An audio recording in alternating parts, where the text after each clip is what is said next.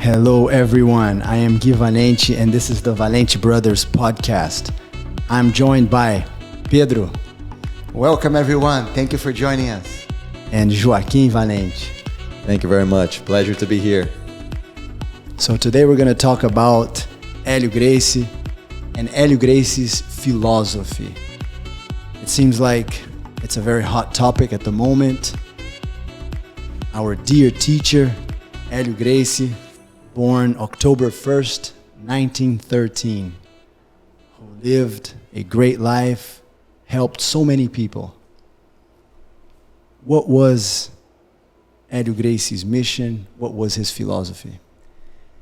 That's a deep question. I think it will be very interesting for us to discuss his philosophy in a very sincere way during this podcast. We were privileged, the three of us, to have a unique access to Helio Gracie, not just on the mat, but off the mat. Let me ask you guys, do you think you spent, and I know you spent a lot of time with him on the mat, but did you spend more time with him on the mat or off the mat? Off the mat. Yeah, probably off the mat. And when we were off the mat, he was almost always teaching us his philosophy. 100%. Because his philosophy was present in everything he did. And what we observe is that many people misinterpret his philosophy.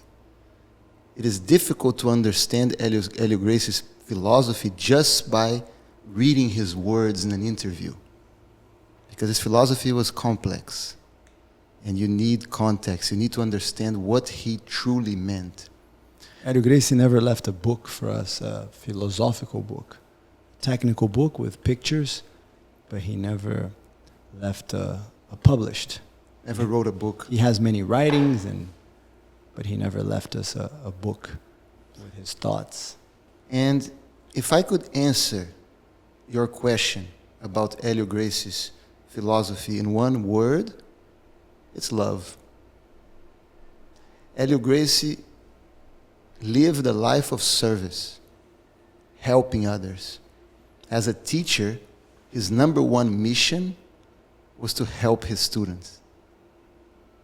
And he believed that the word love had been hijacked and was used in a way that did not express the depth that it should represent.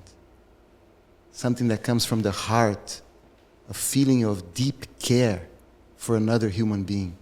Where actually, in his words, you're willing to die for someone else. You're willing to say that that person's life is more important than your own. And that's what he believed love was. And he loved deeply. Not only his students, his family members, his wife, his both wives, right? His first wife, Margarida, his second wife, Vera. He loved them deeply. And those of us who had the opportunity to be with him, we understood that and we witnessed that firsthand. And his relationship with animals. Few people know this, but Grandmaster Helio had a very deep connection with his dogs and his horses. And I would even point out especially his horses. Yes, he would say that he would actually whistle and his horse would come, which is uncommon for horses, very common for dogs, but uncommon for horses. No, and for those of course, most people had no access to Grandmaster Helio's ranch in Brazil, and what you're talking about is actually a relationship that was very similar to a relationship that we normally have with dogs. Yeah. And he had that relationship with his horses. One of the horses, I remember when I was there with him so many times, the connection was so mutual that the horse would follow him around the house.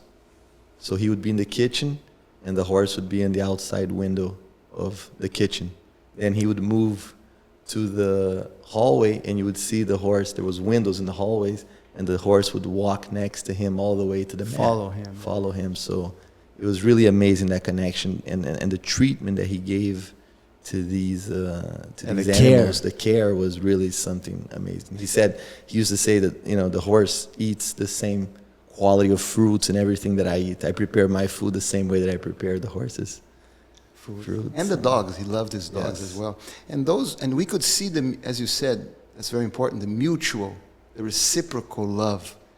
And those of us who know animals, we know that animals can see through any ulterior motives. They can feel real love. And that's why animals connected with him so much. So a lot of times people have this image of Helio Gracie as a general, as a hard person, a rigid person, but that's not who we met. And that's not who taught us. Remember, this thought just came to my mind now, his opinion on fishing. And Grandmaster Helio, he would talk about how he had a pond, a big lake actually, in his property, and he would sometimes catch people fishing at night, or he was always trying to protect that pond, and we would ask him, but what's the problem? And he would say, you know what, if you want to fish, you should jump in the water and Fight with the fish. Fight and get the fish, right? By hand. Fish by hand. Yes. To stay outside and just, I don't agree with that. That's not. And why did he say that? Because he was protective of his fishes, right? He loved the fishes that lived in his house. And his love was not only for people, but it transcended human beings, and it was for the animal. I would add the fish together with the horses and the dogs. Because every day that I was there, sometimes twice a day, he would get in the car, drive down, and feed the fish. Yeah. And he was very protective of them. So Grandmaster Eddie used to often say that nature controls everything. What did he mean by that? If you ask me what's the most important aspect in Helio Gracie's philosophy, I would say it's that. He would often repeat that nothing is random. Everything has a reason. And no one gets something that they don't deserve. If something is happening to you, it's because it's supposed to happen. He did believe in free will, but he also believed in karma. He believed that you reap, as our grandfather used to say, what you sow. So all of your actions have a consequence. So if you do something positive, you're going to receive something positive. If you do something negative, then you're going to receive something negative. So that's why it was so important for him to only do things that he considered to be right. Rectitude, righteousness was extremely important for him. He would often repeat that he was the worst person in the world, inside.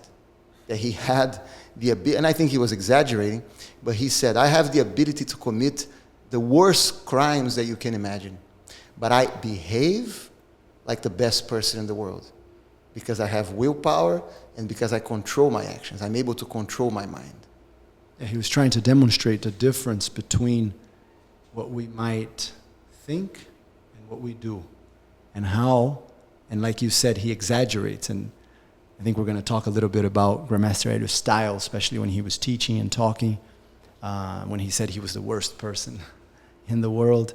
But I think that was a huge lesson, how we should never be prisoners of our thoughts or our mind. Desires. Correct. And so he believed in willpower. He believed in strengthening our mind through training. And he would always say that it wasn't intelligent to do bad things because you're going to receive bad things in return. And he would often point out to people that behaved in negative ways, people that engaged in criminal activity. He would always tell us, just observe what's going to happen to that person in the future. Yeah, sometimes people very close to him, and because we were always there in different times of our lives, and we witnessed that, and he would Sometimes he would be very sad and upset about a certain event, but he would often say that, unfortunately, I might not be here, but you will probably witness what will happen to this person. And that taught us a lot. And he would always say, look, you guys are young. I've been around for a long time. So I've been through everything you're going through. I've been through it several times. Yeah. So I'm able to see things that you guys still cannot see. He would say that. And if I can teach you a lesson, is always do what you believe is right. Because that's what's going to bring you a good future. Don't engage in negative activities, criminal activities. Don't do harm to others. Help others. Be nice. Because if you engage in activities that are negative, you will suffer the consequences. There's no escape. He would say, the bill always comes to you, and you have to pay it. Yes, and that also was a very powerful lesson that he taught us, because he talked a lot about himself. He talked a lot about how he made many mistakes, and he differentiated the mistakes. He said, when I make a mistake due to ignorance. And that happens, and that's normal. And I learned from it, and I've learned from many. However, when you make a mistake, knowing that what you're doing is not right, then you pay twice, he would say. You pay 2 times, right? The punishment is double. Because he believed it was a lack of willpower, right? It was he would call it weakness. Exactly. Yeah. And this is something that Grandmaster Eddie would always talk about, on the evolution of being able to have a stronger willpower, to be able to have control over your vices. And when he described all the moral virtues that he believed were so important for someone to have and to analyze and to grade yourself, he spoke about grading yourself on those virtues.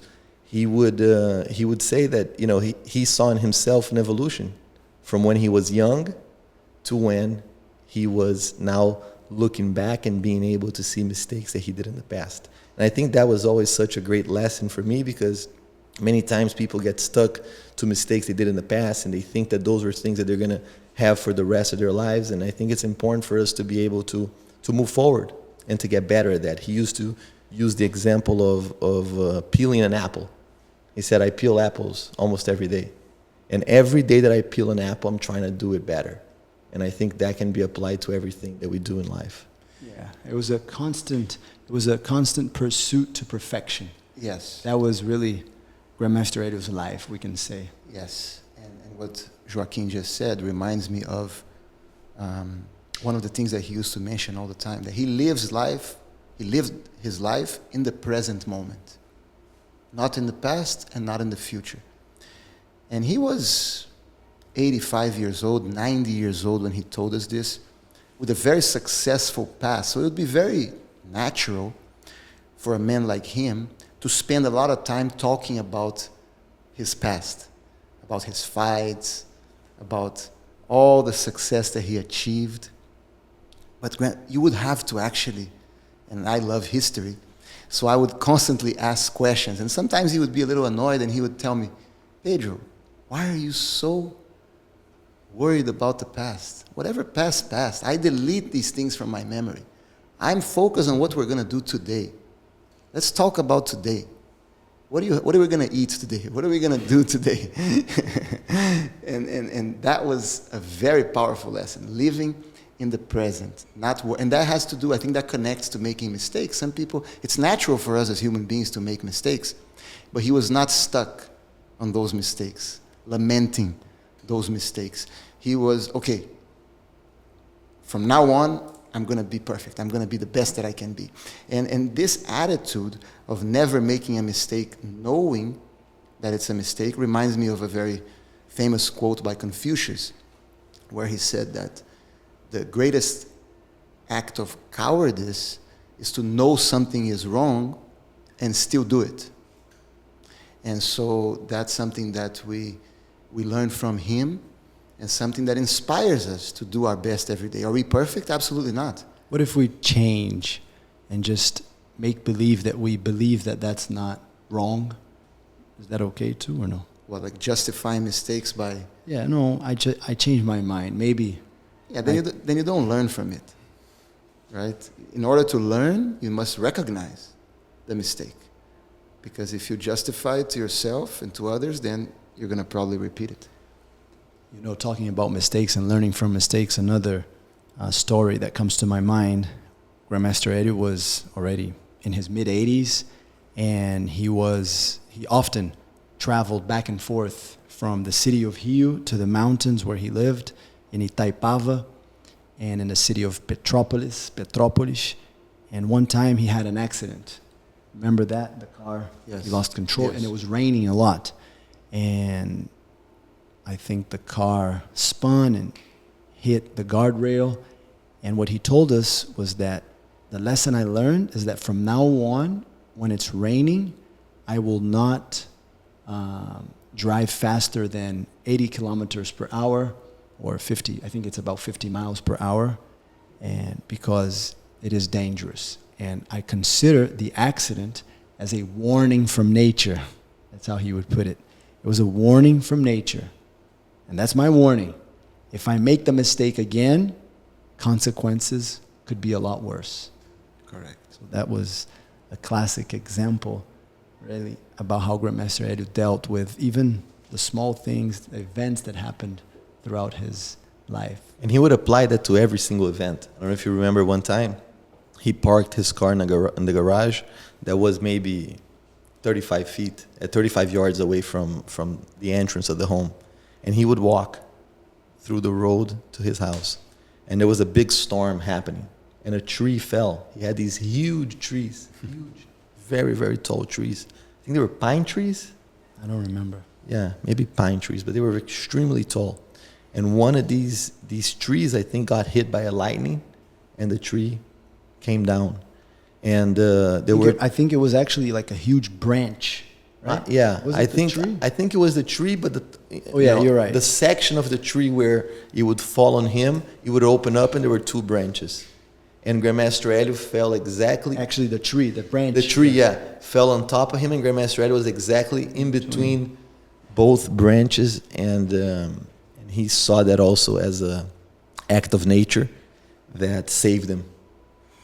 And at that moment, he really reflected on everything that he had done, and he saw that as a blessing in being able to have survived that, and as a believer of karma, he connected into acts just sometimes of correctness, reflecting and thinking of his life, things that you did right that could have, and and so many situations. Also, the story that I think we've spoken about when he jumped in the ocean to save, a man that jumped from a ship trying to kill himself in the north of Brazil. Yes. And the ocean was full of sharks. He used to say that the captain of the ship used to say that if his mom fell into the ocean and he required just being able to scoop her up off the water with his foot, he wouldn't do it because he would be sure that a shark would bit his mom and the foot at the same time. Yeah.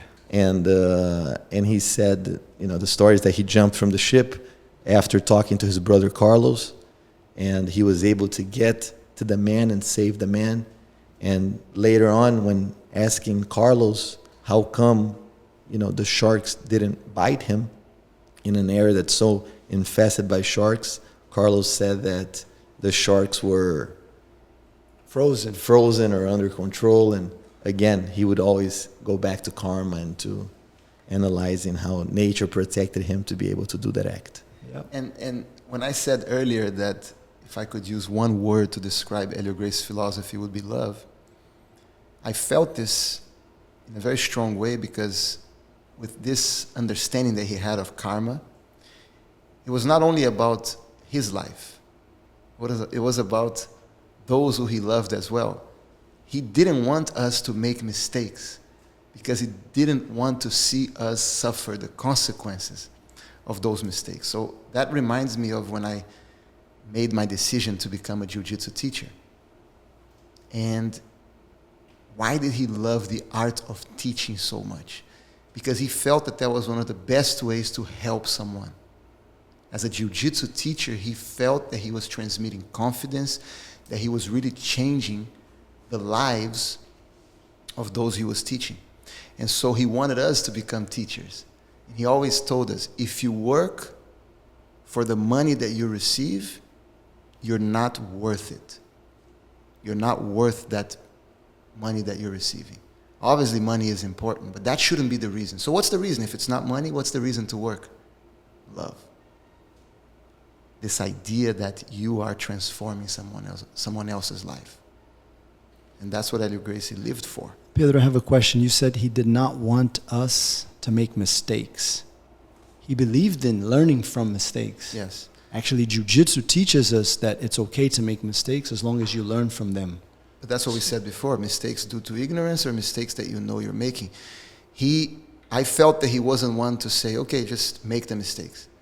If he, from his experience, could give us advice that would prevent us from making mistakes, he would try to help us with those. Of course, but he also believed in freedom. Sure, free will. Believed in free will, and you have to figure things out. As many times, that's the only way for us to truly learn. Yes. I think he believed a lot in that type of upbringing as well. Correct. So, what else? Well, I also believe that, and you know, that's something that comes to mind immediately when you think about Helio Gracie, is nutrition. Right? The importance that he gave to nutrition. And some people might even think, isn't that exaggerated? Why are you so concerned about what you eat? Two reasons. Number one, because he believed that illnesses came in through the mouth. That's another quote that he always repeated. What does that mean? That the way you eat determines your health.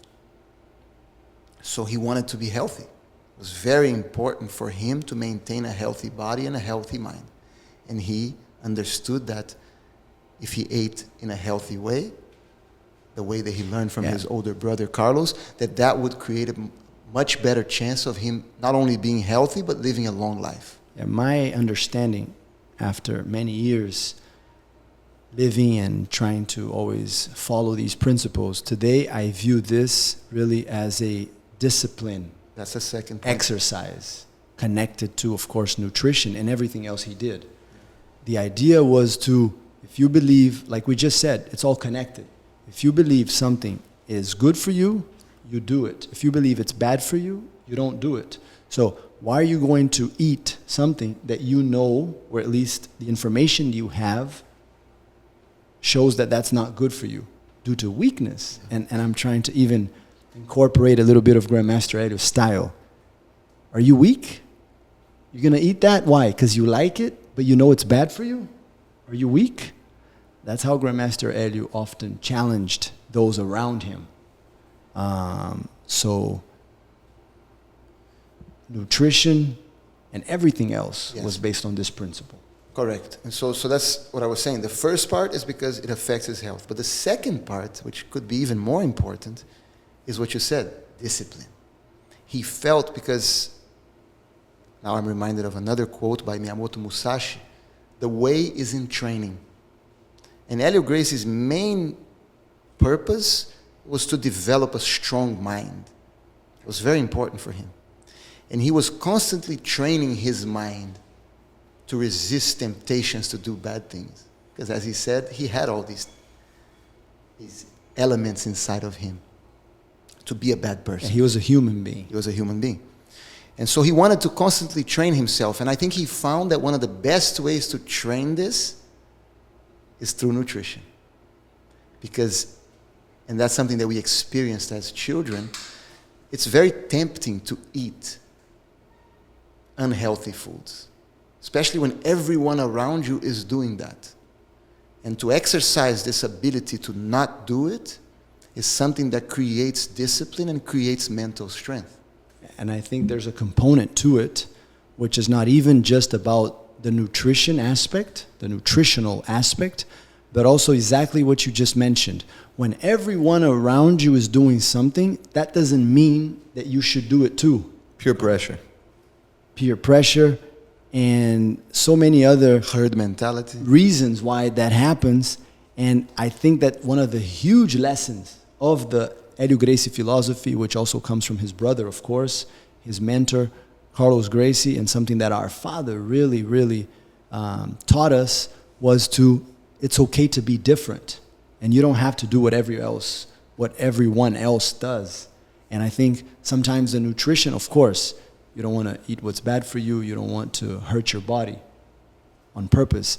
But it was almost secondary to this. Yes. Because this idea, the strength that you can learn as a child, helps you in everything else and throughout your entire life. Yeah, it creates the habit of free thinking, independent thinking. Independent thinking, yeah, that's huge.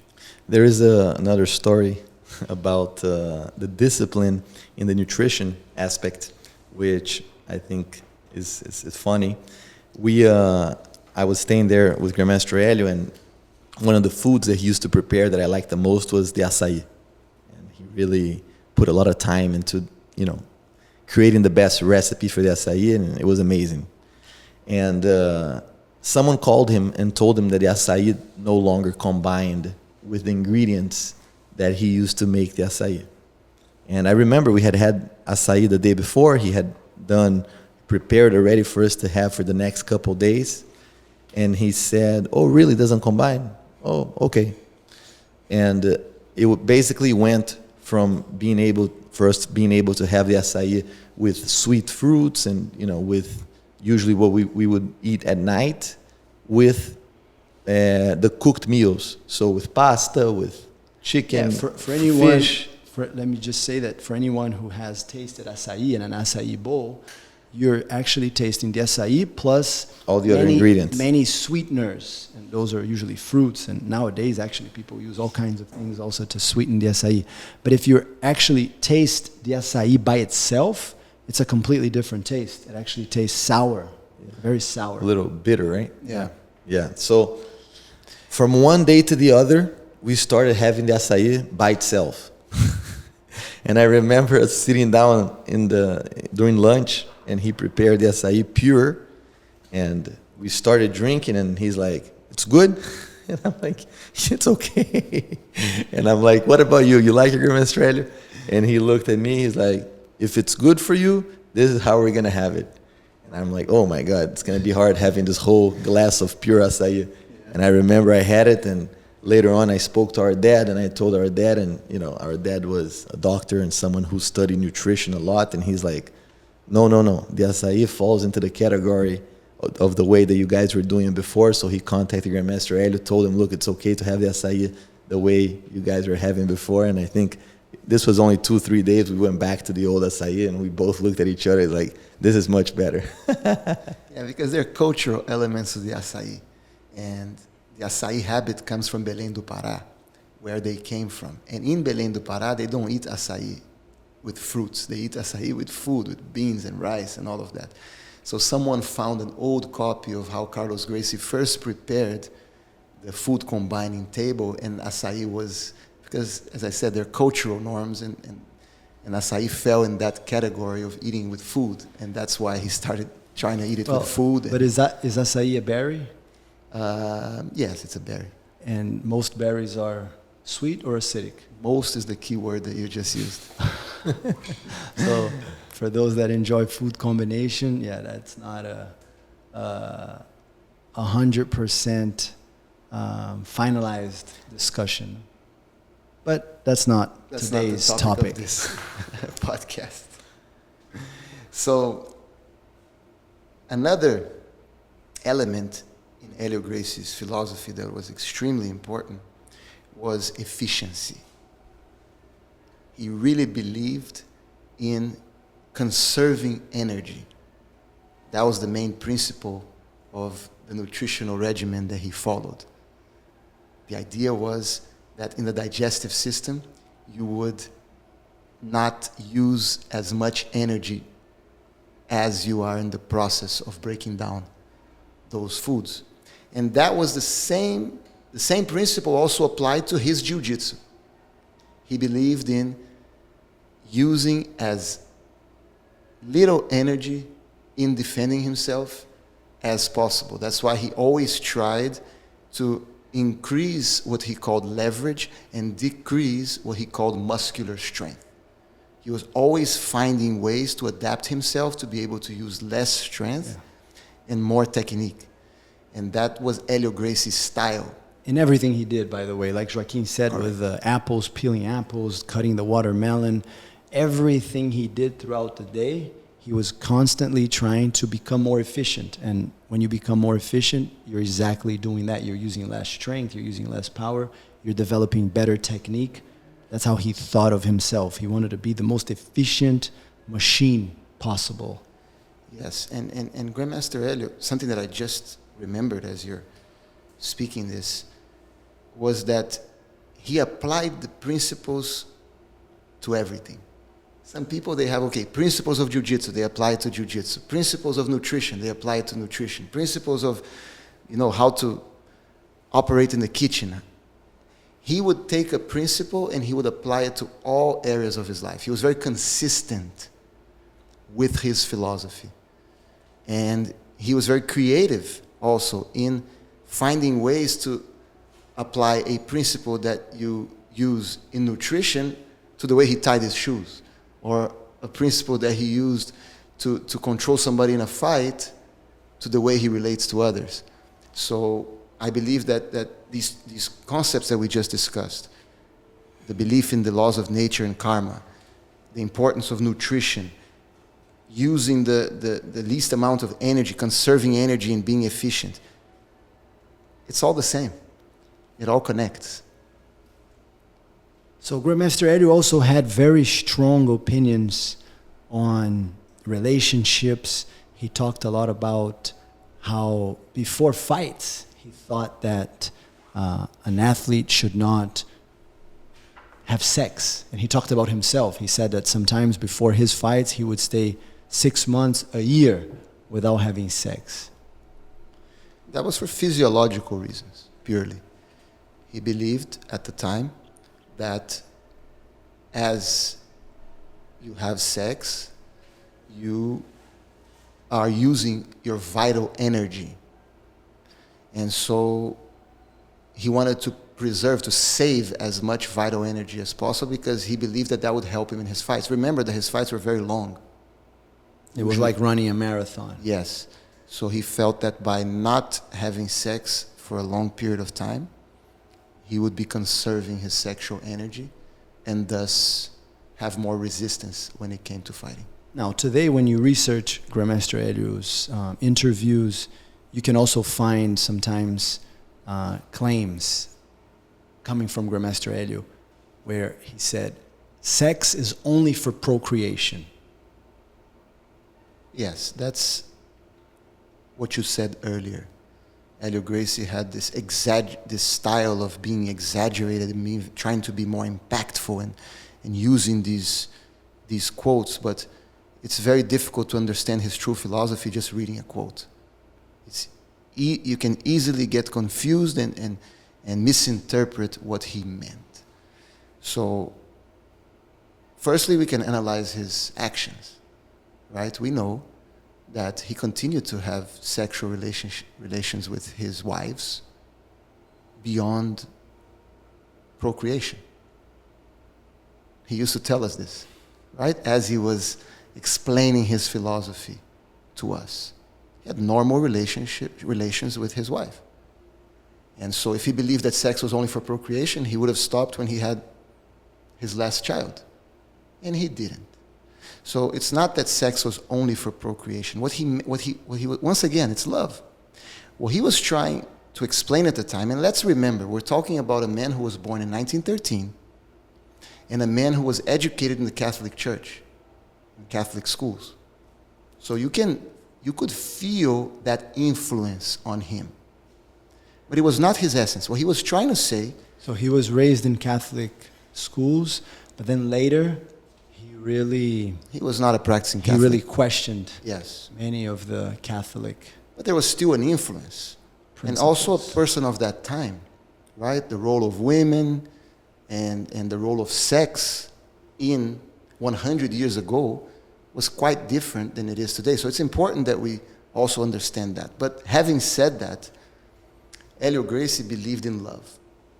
And so if you want to really understand Helio Gracie's philosophy about sex, he didn't believe in promiscuous sex. That's what he was trying to say. He felt that sex was extremely important and that you should only have sexual relations with someone who you truly love, with someone who you truly respect. That was the gist of it. And I can say this very comfortably after being around him so many times. He wanted us to have the responsibility with sex. Yes. That's the message that I always got from him. Yeah, he taught us not to cheat. He would often say, don't cheat. Cheating is weakness. And that's something that he wrote in his, he wrote these rules. He said, the title was The Ideal Man. What does it mean to be the ideal man? And he wrote it down and he gave it to the people who he loved. And we have it. And it says, don't smoke, don't drink ever, don't use drugs. And then he says, never cheat on your wife sexually. Now some people, and I'll ask you this question, both of you. Some people hear this and say, well, I knew Helio Gracie in the past. I don't know if he really was quite like that strict. I think he's a hypocrite. What would you think of that? What would you say? Go first. Well, firstly, he told us that he was not perfect and he learned a lot from his mistakes. That's number one, as we all should, understanding that we're human beings and that we're not perfect. He was not perfect, and he made that very clear. However, I think that based on everything he said and based on his stories and also based on what other people always told us about Grandmaster Helio's life, understanding he was a superstar when he was a teenager and a young man. Of course, he had many opportunities to meet many women, but he was definitely always very focused. Helio Gracie did not become this huge martial arts figure, right? We're here talking about him, and we will continue. Our children will talk about Grandmaster Helio, like our father said once. Our grandchildren will continue talking about Grandmaster Helio and everything he taught us if it wasn't for his discipline. And this discipline was something that he carried throughout his life, even when he was very young. And as you said, if he made mistakes when he was young, it's absolutely fine for him to learn from those mistakes and then to be able to teach us the lessons that he learned. So if he made a mistake 30 years before, 40 years before, that means then he has to justify it and claim that that's the best way to live? Well, Grandmaster Pedro, as you know, he loved music, right? He loved music, he loved rhythms. Played the guitar. Played the guitar and different instruments. He loved Brazilian music, he loved international music. But one time he was spending time with us here in Miami during Carnival in Brazil. And we were watching on TV some of the different carnival parties around the country in Brazil, different regions. There are many parties. The country stops for a week, and there's partying all over. And he just told us, he said, when I was young, I never did this. I never enjoyed this. I had to do it a few times. My wife wanted to go a few times. I never enjoyed this partying. I was always focused on my training. And we see athletes like this today, very few in different sports, that are so driven or so focused. And Grandmaster Helio was like that. Yes. Was he perfect? No. But I think it's unfair also for people to say sometimes, oh, and that's usually coming from trying to justify their mistakes. Correct. And say, oh, the master was like that too. Talk about yourself, right? And I think what Guy spoke about, other athletes, I think one of the main reasons why Grandmaster Helio always admired other athletes. I remember, some that come to mind, Michael Schumacher, the race car driver. He really admired his ability to drive a Formula One car and all the titles that he was able to win. And he used to say, for the person to be able to win time after time and to have that level of focus, it really requires discipline, right? And other examples. So it was not only, something that he tried to improve, but he would look on other sports, on other activities, and he was, always speaking about how to be at that level, that high level of performance, you need to have that discipline that is applied to so many different areas of life. Yes, two of the worst flaws that Helio Gracie saw in the human spirit were envy and ingratitude. And envious people usually have a hard time accepting the excellence of others. Helio Gracie was the opposite. As you said about Schumacher and so many other athletes, he admired anyone who did something well. And he would try to learn from it, and he would pay attention, be it in sports, be it in business, in any endeavor. He admired people that did things well, that were focused on what they were doing, and that achieved good results. That's something that was very important to him. So you mentioned that many people now are talking about certain quotes of Helio Gracie, and you mentioned the one about sex for procreation. Let me ask you about another one. People say that Helio Gracie said that he never loved a woman, and that love was an expression of weakness. They're quoting Helio Gracie as having said that he never loved a woman, and that love is an expression of weakness. Does that represent Helio Gracie's philosophy on love and relationships? No. Not at all. That comes from what you expressed earlier as far as the mistakes we can make when trying to understand Helio Gracie's philosophy from a simple answer in an interview or quoting him.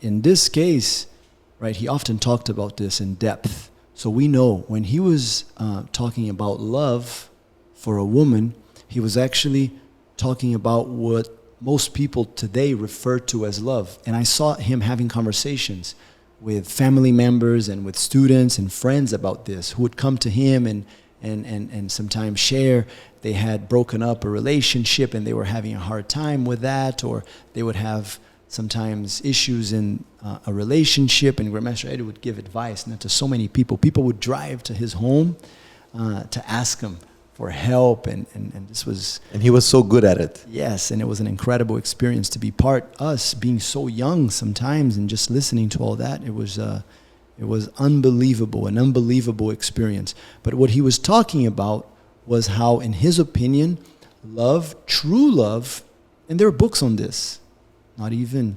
it wasn't something just Helio Gracie said, but the difference between what Grandmaster Edu considered true love and what he often referred to as sex, desire. Sexual desire. And that was his explanation. He was very critical of what he considered to be the semantic drift, the transformation of the definition of the word love. He felt that people were using the word love too easily. He said, in my time, love was not what they call love today. Today, any two people, they have sex and they like it and they say, I love you, and it's a word that's losing its deep meaning. And he would say, sometimes if you fall into that, if you make that mistake, you're connected because of sex. What about when you get older? Yes. What if sex is no longer important? Then you just drop that person and you find somebody else. He would say that. That was really his explanation, how he justified that type of comment. No? Yeah, he felt that a relationship could not be based only on sex. Correct. And so he felt that love involved other elements that were extremely important. And so he said, that love, that what people call love today, is a weakness. And if you're going to be with someone just because you're addicted to having sex with them, you are weak. So he was not saying that he didn't love a woman. He was saying the opposite. He said, when I say I love someone, I truly love them, not just because I'm addicted to having sex with that person, but because I have profound admiration for them, because I care for that person deeply, and I would be willing to die for that person. No, and he would say that his love could grow based on how the relationship grew. So he would often say, the love for my wives grew tremendously as I witnessed their love for our children. Remember this? Yes. The way my wives raised our children made me love them even more. Correct. And made me so loyal to them and so grateful to them.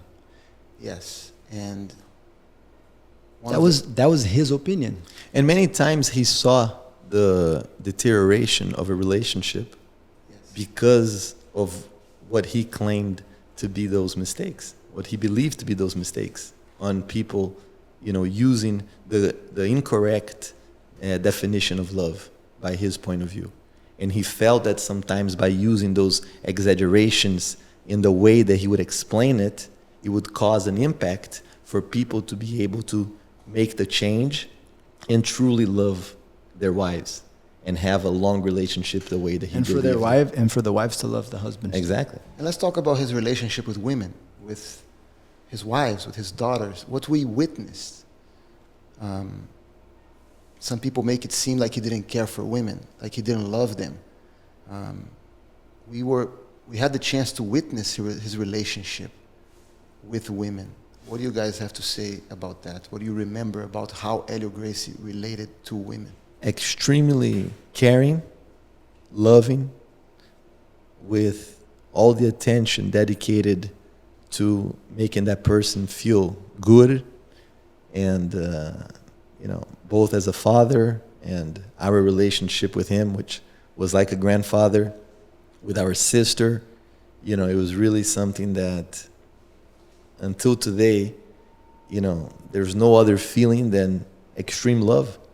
The way that he would prepare juice for us. I remember at one point my sister was staying a lot at Grandmaster Helio's ranch because the horses were there, and she was preparing for some competition and training at the ranch. And Grandmaster Helio would sit. He would bring a beach chair in his car down, and he would put the beach chair and just watch my sister, work the horses and train and jump and sometimes drive to go see her compete. And she was someone who was dedicating herself to a professional, sport and putting a lot of time into that. And just to show how Grandmaster Helio always gave her a lot of confidence in her decision to be able to dedicate herself to that.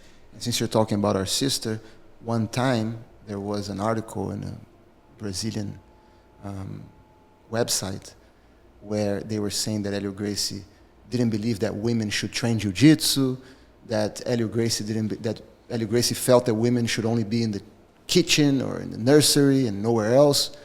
And our sister wrote a letter saying that, an open letter, saying that it's absolutely not true, that she, my sister is a champion rider, show jumper, and that Helio Gracie not only taught her Jiu-Jitsu and wanted her to be able to fight and defend herself, but also encouraged her career as an athlete. So we believe that there are a lot of misconceptions with respect to how Helio Gracie, most importantly, acted towards women. I have to mention Grandmaster Helio's relationship with his first wife, who at one point, unfortunately, had cancer. And she was in the hospital for 6 months. And I remember how Helio Gracie really was caring for her during that time, spending almost all his days in the hospital with her until the end. That's not a man who doesn't care about women and who doesn't love women. I remember when he was in our house talking to his wife, Vera, he was quite romantic in his conversations with her, and very caring and very loving. So I don't accept that, the way that some people are trying to portray Helio Gracie. So Pedro, that's a very good question. I have many memories, and I can say that Grandmaster Helio was always very fair, and he loved his wives, he loved his daughters, he loved our sister, who was a student, who just like us had classes with him since she was born. I also remember the story of when, actually the time of when Grandmaster Helio's first wife had a health problem and she had to be in a hospital.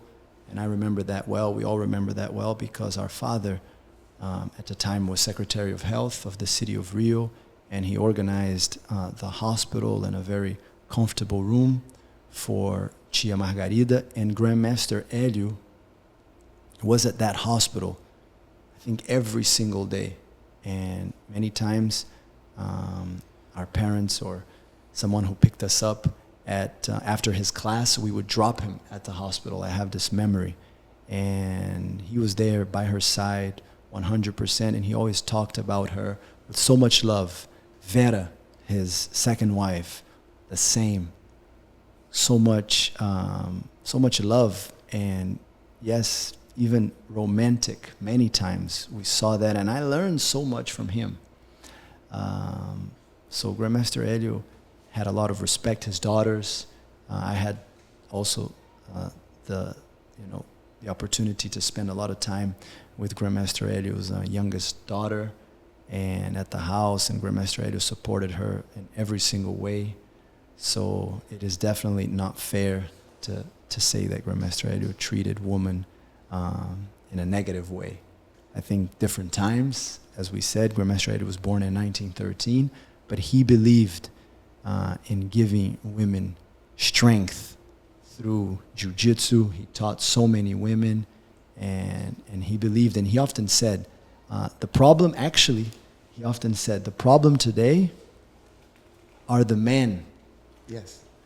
Women deserve better men. That's what he would often repeat. Correct. So what else can we say? It's a very deep subject. I think that we should write a book on all this because his philosophy, sometimes just thinking about everything he taught us and then reading many of the ancient books on Jiu-Jitsu and the Chinese philosophy, we even ask ourselves sometimes, Grandmaster Helio never read these books? Because he taught us some very similar principles. But he was a gentle soul, right? Jiu-Jitsu is the gentle art, the art of flexibility. Helio Gracie was a gentle soul. Some people will be surprised by what I'm saying. What do you mean? He was strong, he was rigid. Yes, he was. But he was also very gentle. He didn't believe in revenge. He didn't believe in revenge. He felt that people who were constantly fighting in the streets, he said this in several interviews, were insecure. He believed that when someone did you harm, that you should not try to hurt them in any way. You should defend yourself when someone is attacking you, but you should not seek revenge. And he knew how to forgive. So he was a gentle soul. He was a peaceful warrior. And we are extremely grateful, and will always be grateful, for the opportunity to be so close to such a great man, a true genius of our time. And I think it's important for us to mention before we close this podcast that the Jiu-Jitsu culture that really took over Jiu-Jitsu in the 1960s and 70s was quite different compared to what, for example, our father experienced and what he learned. Grandmaster Helio believed in righteousness, like you said. Grandmaster Helio believed in justice, righteousness, rectitude, doing what's right. But he also believed, like you just pointed out, he believed in being good. He believed in benevolence. He believed in helping others. Never taking advantage of other people. Never taking advantage of other people. I was having a conversation just yesterday with a friend of ours, a jiu-jitsu practitioner in Brazil. And for those of you that are not from Brazil, not from Rio de Janeiro, there's a word that is very hard to translate. Maybe we can try doing that. But malandragem, being a malandro. Grandmaster Helio used that word always in a negative way. Sure. Right? But for some reason, that culture took over Jiu-Jitsu. Yes. And we understand sometimes, and this can be very controversial, but we understand Rio de Janeiro really taught us just the demographics, the culture. We're all mixed. Different people, different origins, different backgrounds. Cultures. We're all mixed, like a melting pot, right? And we learn what's good, we learn what's bad, and we learn also to differentiate, right? Good from bad. And Helio Gracie, I believe he taught us, he lived a life of strength where we learned, as Joaquim mentioned earlier, you mentioned nutrition as well, to be independent.